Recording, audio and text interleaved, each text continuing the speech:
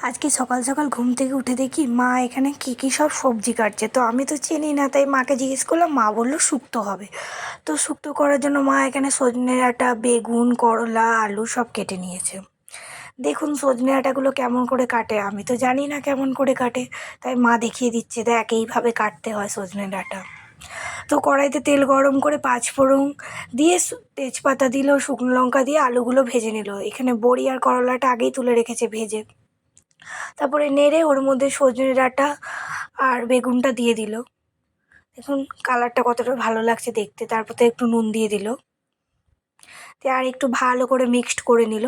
তারপরে চালমগজ পোস্ত ওগুলো বেটে রেখেছিল, ওগুলো মা ঢেলে দিল। ঢেলে দিয়ে আস্তে আস্তে ভালো করে মিক্সড করে নিল, যাতে মশলাটা ভালো করে মিক্সড হয়ে যায়। তারপরে করলার বড়িটা ভেজে রেখেছিল ওটা দিয়ে দিল, দিয়ে তারপরে আবার মা মিক্সড করে নিল।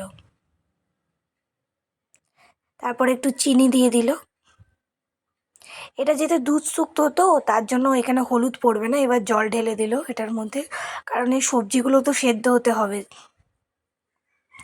দেখুন দেখতে কতটা ভালো লাগছে, খেতে খুব টেস্ট হয়েছিল শুক্তোটা। আপনারাও চাইলে না এরকম করে বাড়িতে বানাতে পারেন। আর কে কোথা থেকে আমার ভিডিওটা দেখছে অবশ্যই জানাবেন আমাকে।